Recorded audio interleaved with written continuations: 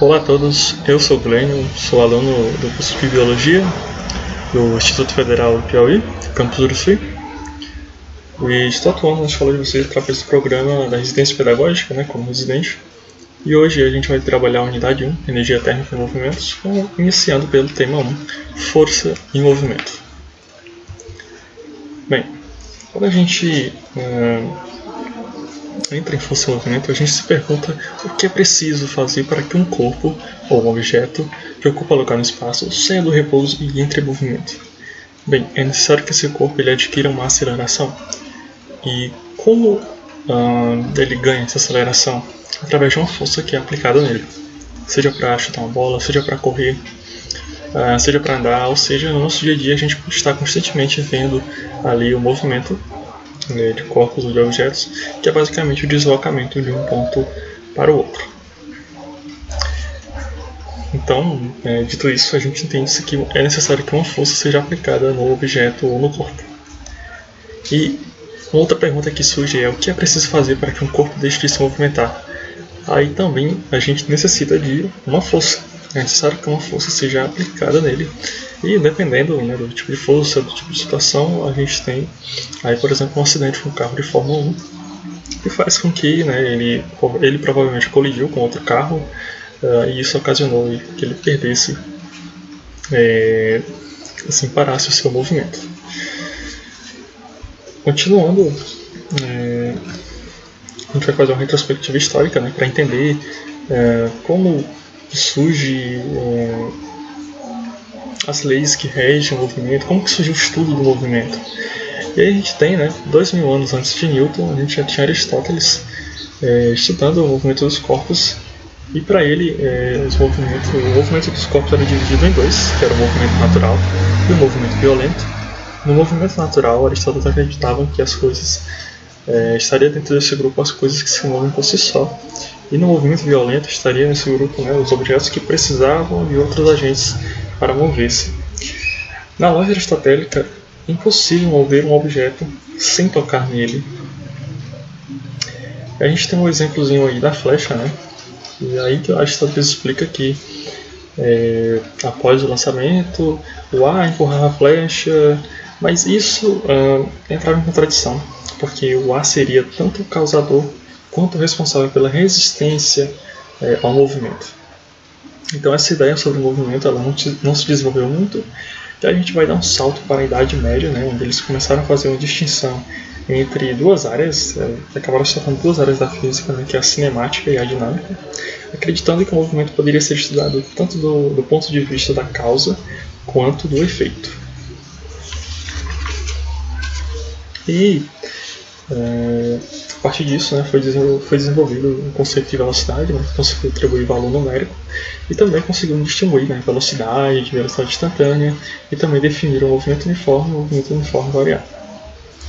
A partir disso, a gente tem um outro estudioso, que é o Jean Buridan, que ele apresentou uma teoria do movimento bastante detalhada, em que nela um agente ou responsável por jogar um objeto, lançar um objeto, deslocar um objeto, ele era responsável por transmitir uma qualidade permanente que ele chamou de ímpetus. E esse ímpetus era responsável pela continuação do movimento ao longo da duração imposta sobre ele. O ímpetus ele se diferencia da inércia, que a gente vai ver na frente, por ser uma força interna do corpo. É um pouco parecido com a inércia, mas tem essa pequena diferença, que ele classificava isso como uma força interna do corpo. Aí a gente tem um outro estudioso, que também apresentou uma teoria do movimento. Ele afirmava que a matéria, eu esqueci o nome, o Kepler, que é um outro nome famoso, bastante conhecido.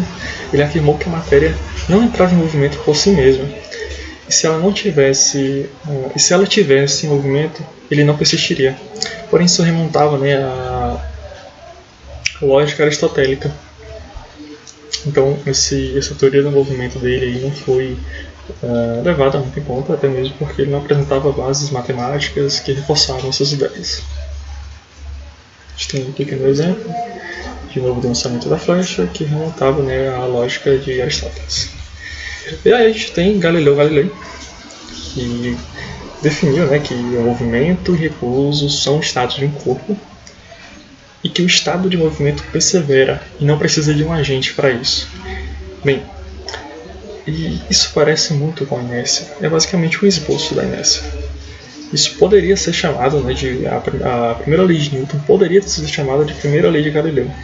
Porém, o que impediu isso é que na época não existia uma definição exata, né, que diferenciava força, ímpeto, momento e outros termos. E aí que entra Newton. Ele conseguiu, né, atribuir um sentido físico a essas coisas, contribuindo com o fechamento matemático para que os conceitos de fato fizessem sentido. E aí Newton traz, né, que um objeto qualquer, seja um navio, uma formiga, ou talvez você tenha uma tendência ao repouso ou à permanência do movimento. E aí que vem, né, a partir desses estudos, a primeira lei de Newton, assim chamada. E a gente tem essa chavezinha entre o John e o Garfield. O Garfield diz que está conduzindo uma experiência científica e o John afirma que ele é um preguiçoso. Garfield refuta ele, né, dizendo que está testando a primeira lei da física. Corpos em repouso tendem a permanecer em repouso. Bem, é basicamente isso, só que isso é um argumento do Garfield para curtir preguiça. E aí a gente tem, né, que corpos em repouso tendem a permanecer em repouso e corpos em movimento tendem a permanecer em movimento, né, a menos que uma força interaja com esses corpos, tirando eles do estado de repouso ou tirando eles do estado de movimento. E aí a gente tem entende que a inércia tem uma ligação direta entre a quantidade de massa e movimento. A gente tem um exemplo do navio e da formiga, né? Estando eles em estado de repouso, eles tendem a continuar em repouso. Aí quando a gente leva em consideração a quantidade de massa, o navio ele vai oferecer uma maior resistência para sair do repouso. E se ambos estiverem em movimento, eles teriam uma tendência a continuar, e na ausência de forças externas, eles continuariam a se mover em linha reta e com velocidade constante. E nisso, para parar ou a formiga ou o navio, bem, o navio seria um pouco mais difícil, né? Até porque você com suas próprias mãos ou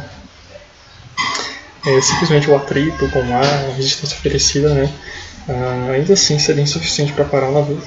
Com relação à sua quantidade de massa, isso demoraria um certo tempo. Já no caso da formiga, né, a simples resistência do ar já seria suficiente para alterar o seu movimento, ou ainda um leve sopro. Então a inércia ela tem uma ligação direta com a quantidade de massa e o movimento dos objetos. Quanto mais massa tiver um objeto, mais difícil será para você tirar ele do repouso ou para parar o seu movimento. E quanto menor a sua massa, mais fácil será para você tirar ele do repouso ou alterar o seu movimento.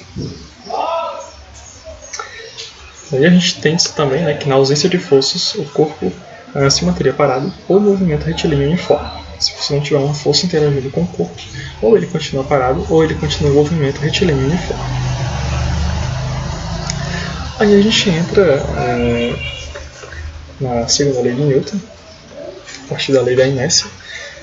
Com a inércia a gente tem, né, que você, para alterar o movimento de um corpo, você precisa aplicar uma força. E aí entra a segunda lei. Então ela diz basicamente isso, né? Para modificar o estado em que o corpo se encontra, é necessário uma ação sobre ele que altera seu estado de movimento ou de repouso, acelerando. Aplicar uma força no corpo vai resultar numa aceleração desse corpo. E nisso Newton desenvolveu a fórmula, né, força igual a massa vezes aceleração. Ele descreve basicamente isso.